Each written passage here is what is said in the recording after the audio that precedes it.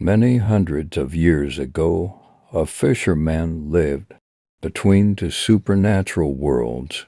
His little cottage sat between a wood that was thick, tangled, and haunted, and a lake that was the home to the water nymphs. By and large, the humans and the magical beings pretended not to notice each other. Visitors to that part of the world were rare, and so, when one evening, when the fisherman saw the silhouette of a knight on horseback, he called to his wife to get ready to receive a guest. She prepared a tray with little glasses of spirit and a bowl of berries from the wood. The fisherman called out, "Greetings, Sir Knight.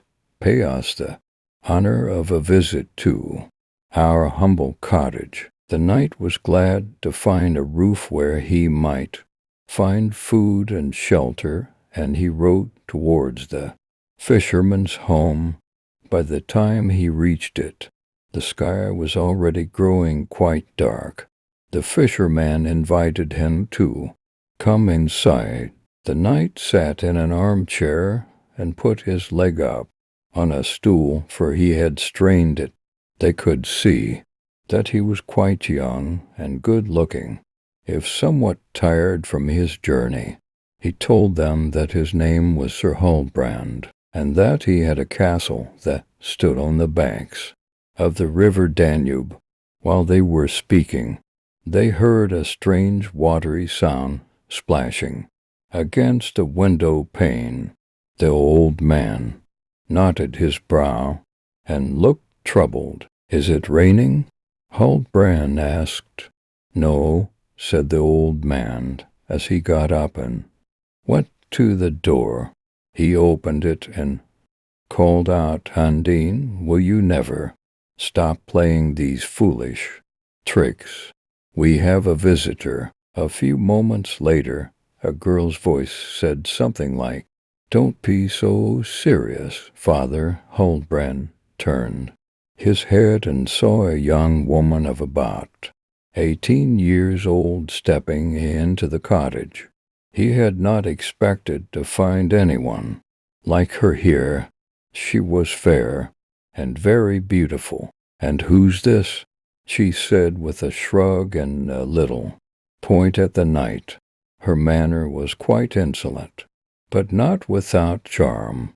"Show more respect for our guest," chided the fisherman's wife, who was presumably also the girl's mother. "Does he talk?" asked Undine, ignoring her parents' discomfort. "Forgive me," said the knight.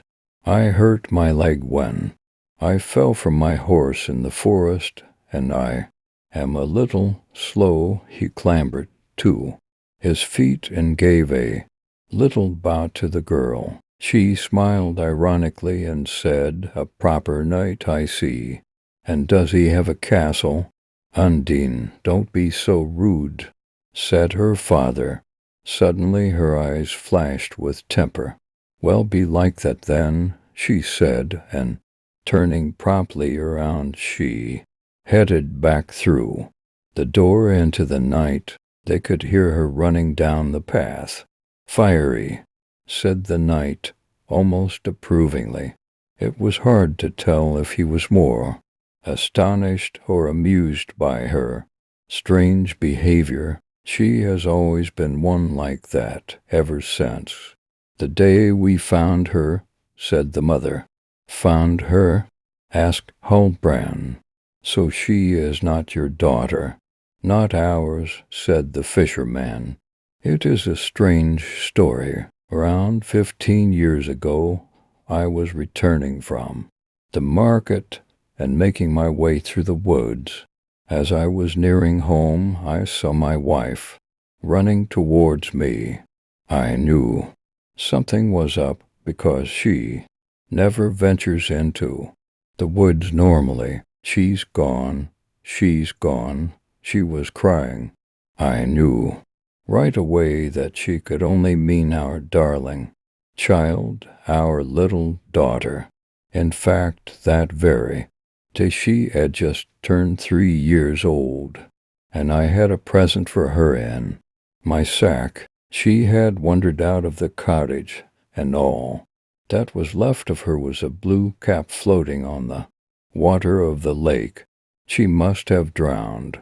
Perhaps a nymph pulled her under and took her for a sister in her watery kingdom. We slept little that night, but in the morning we found, in the cot where our daughter normally slept, a little girl, but she was not ours. She was fair where our daughter was dark.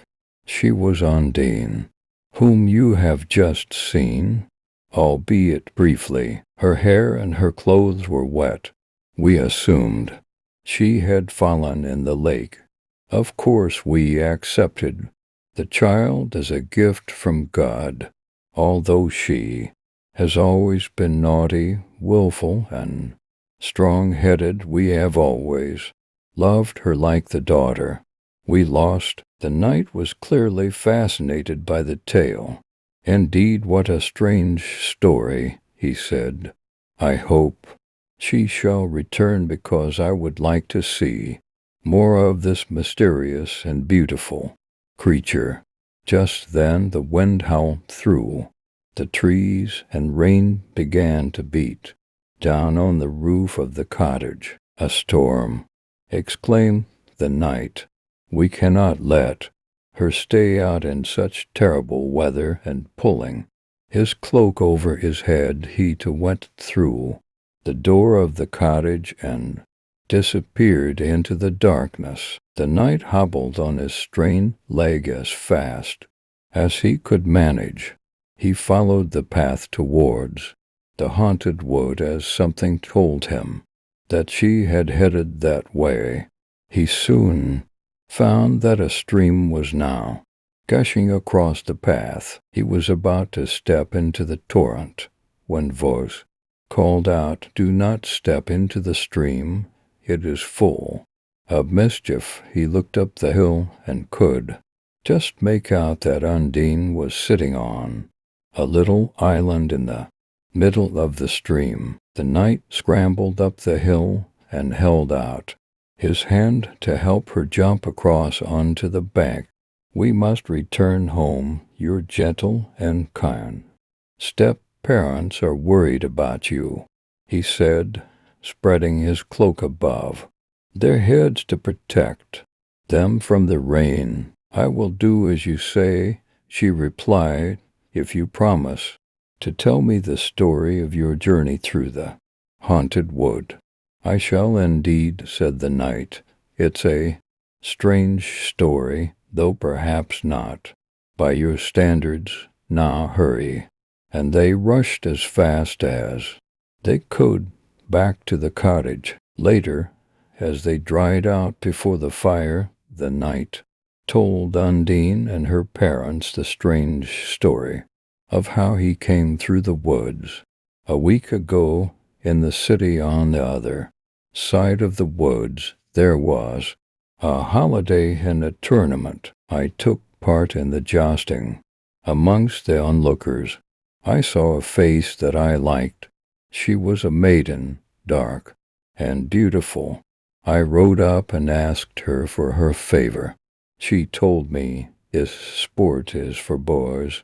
If you wish to win my favor, you must ride through the woods to the lake on the other side and report back to me with news of whatever or whoever you find there." I knew, of course, that the woods were supposed to be haunted, but I do not fear specters or magical creatures. The next day I set out on my quest, and indeed I found a nest of goblins living in the trunk of a great tree. They were far more afraid of me than I was of their ugly green faces and pointed ears. I rode on, but then, towards night, I felt a chill on my back. I looked around and saw a strange white figure running towards me. My horse took fright and reared. I tried to rein him in, but I fell from my saddle. That was how. I hurt my leg. The strange figure had vanished. I felt unwell and quite chilled to the bones, but I managed to gather my horse and ride on. Eventually I came out of the other side and saw the calm blue waters of the lake. That was when I knew I was near the end of my quest. I heard your kind voice offering me hospitality, and here I am. Do you find my story strange?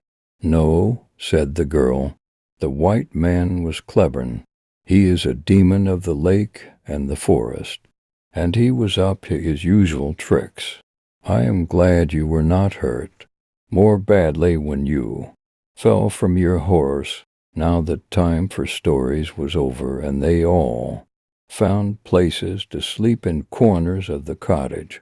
In the morning the storm was still raging, and the stream had grown more fierce. It was not safe to cross, and they were cut off from the way back to the city. For the next few days the weather did not improve. Huldbrand and Undine spent much time together. She was less willful now and did no more than tease her knight gently. Her step-parents could see that he was very taken with her. When eventually the weather was good enough to go out, they ventured for a walk into the edge of the woods. When they returned, the knight asked the fisherman permission to marry his stepdaughter, which of course he granted. That evening there was a knock at the door. The fisherman opened and saw that standing before him was a priest. His robes were wet. He explained that he had stumbled into the stream while crossing it. "Father, come in and sit before the fire," said the fisherman kindly. "We have work for you to do this very evening," declared Undine, "for you can repay my step-father's hospitality by marrying me to my beloved knight." Undine insisted, as always, on having her way. She had a further surprise, for she revealed that in her little box of possessions she somehow had 2 gold rings that were ideal for the ceremony. That evening, when the priest was sufficiently dried out, they kneeled before him, exchanged their vows, and were married. That might sound like classic fairy tale ending, but the story has some way to go yet. About a week later, Sir Huldbrand set out for his castle, taking his new wife and her step-parents with him. The priest accompanied them too, for the evil things of the forest respected him and would do the little party no harm so long as the priest was with them. Occasionally they caught glimpses of the strange men in white who seemed to be flittering from tree to tree. But Undine said in a low voice to her husband, "Do not be afraid. That is Lord Cleburne, and he is my uncle. He is pleased that I am married to you, for this was his plan all along." "There are so many strange things about you," said the knight, "that I cannot possibly hope to understand them all." They walked through the forest without any untoward incidents, and on the other side hired a carriage to take his family to the castle in comfort. The knight installed his beautiful young wife and her family in his castle. For a while their happiness was perfect, but before long, in the long, dark passages of the old castle, spectres began to appear. The servants were terrified, and even Sir Huldbrand found that strange, eerie sounds disturbed his sleep. One morning Undine ordered some men to take a large stone and cover over the fountain in the courtyard. Huldbrand had loved the fountain since boyhood. Its water danced and played in the sunlight. He asked his wife why she had ordered it to be stopped up, and she replied, "It will prevent my uncle, Lord Cleburne, from disturbing us." And from that moment on, haunting of the castle ceased. A few weeks later, the knight received a small gift. It was a green lady's glove, and to it was penned a message. Is it worthy of a knight to forget his promise to a maiden? It was signed with the name Bertilda. When he read the note, Sir Huldbrand recalled the reason that he had made the journey through the forest to the lake. He had been given the other glove of the pair by the maiden, Bertilda, and had promised to report to her with whatever he found in the lake by the forest. What could he do? A knight must keep his troth. He sent word inviting her and her parents to the castle. As it so happened, they arrived on the day of Undine's 19th birthday. Sir Huldbrand received them with Undine at his side and said, "My lady, you sent me on a quest to the lake beyond the woods and asked me to show you what I found there, and here she is my wife." He was not so naive as to think that Bertilda would be pleased by this news, but she smiled graciously. Her father said, "Although I call myself the father of Bertilda and think of her as my own daughter, in fact, many years ago I found her abandoned in those very same woods. She was wet and cold and could not say where she lived. I took her home and feared that she might die of a fever, but as you see, things turned out well. Although we cannot know her true birthday, we have always celebrated it on this very day, which is the anniversary of my finding her." That evening they held a double celebration, with feasting and music and dancing. But Sir Huldbrand noticed that the wife of the fisherman was staring at Bertilda. One time when the orchestra stopped playing, she flung her arms round Bertilda and said out loud so that all could hear, "My child."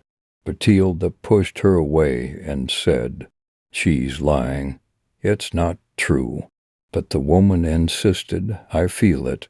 She is my child." "How dare you say such lies?" called back Bertilda. "You accuse me of being the daughter of a wretched fisherman. You are a demoness."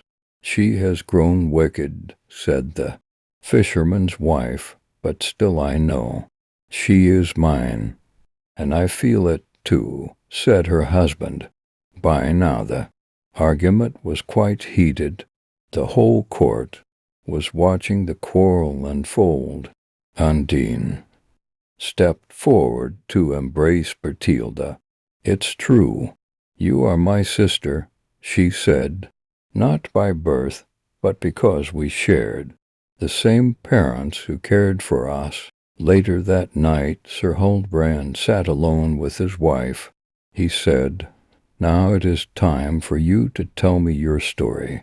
She explained that her uncle, Lord Cleburne, had taken the little girl, Bertilda, away from her true parents, the fisherman and her wife. In her place, she had given them his niece, Undine. She had been born as a water nymph. Water ran in her veins, and she could change shape at will. It was her nature to be mischievous and play tricks, and yet it had always been her dream to know what it felt like to have a human heart. Now that he had married her, that dream had become true. She had flesh and blood and feelings. So long as his love remained true, she would remain immortal and live by his side. Even in the morning the stubborn Bertilda would not accept the kindly fisherman and his wife as her true parents. They were so broken-hearted that they left the castle and returned to their cottage.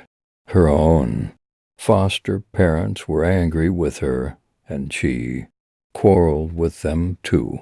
Yet she remained friends with Undine, and lingered on in the castle. Sir Huldbrand, Undine, and Bertilda would often go around together, walking arm in arm, and the trio were almost inseparable. Then one day, as they walked along the banks of the river Danube, Bertilda said, "Oh, how I wish that one day I could see Vienna." "Yes, wouldn't that be just splendid?" agreed Undine. How could the noble Sir Huldbrand refuse the entreaties of two such beautiful ladies? He ordered for arrangement to be made, and a boat was prepared so that they could sail along the Danube to Vienna. At first the pleasure cruise went smoothly, but then Undine's uncle, Lord Cleburne, could not help but get up to his old tricks. He set large waves to rock the boat from side to side and made everyone on board feel sick. At night he howled like the wind and kept them awake. Even Sir Huldbrand was feeling quite terrible. Bertilda, who was practically green with motion sickness, complained to him, "If you had married me, a true woman, you would not have all these problems. Even if my parents truly are that wretched old couple, at least I do not have demons for relatives." Huldbrand, who was not at all himself, staggered up onto the deck, where he found Undine, staring at the choppy waves. Her face was white and her blonde hair was blowing in the wind. He chided her and asked, "Can't you do anything to stop your uncle?" Undine said simply, "I can but try." She went to stand in the prow of the boat and called out, "My own uncle, Lord Cleburne, can you not accept that I am human now? You must leave me and my husband in peace." Her voice had a magical, ethereal quality. When he heard his niece, Lord Cleburne rose, his ghostly white head out of the waters before the ship. The sailors screamed as he picked up the prow and set them all slipping and sliding across the deck and to the back of the boat. At that moment, as he too was scrambling to get a hold of a rope or a mast, Huldbrand called, "Oh, why did I not marry Bertilda when I had the chance?" These words went straight to Undine's heart and shattered it. Her face was almost transparent. Her body took on a semi-liquid form, half woman, half water, and she slipped over the side of the boat and into the swirling river Danube. Huldbrand clasped the rail and called after her, "Undine, forgive me. I did not mean what I said, but it was too late." She was gone. The river was calm once again. Huldbrand and Bertilda returned to the castle, and some time later they were married. One morning Bertilda ordered the great stone to be removed from the fountain. Once again the waters played as cheerily as in Huldbrand's boyhood. But that night a watery apparition slid out of the well and ran up the stairs of the castle. It flowed under the door of the room where Huldbrand slept beside his wife. The drops of water reformed themselves in the shape of a beautiful young woman. She placed her lips on the cheek of the knight as he slept, and she kissed him. In that moment he was dead, and that was the story of Undine. Hope you have enjoyed reading and listening. Subscribe for more videos.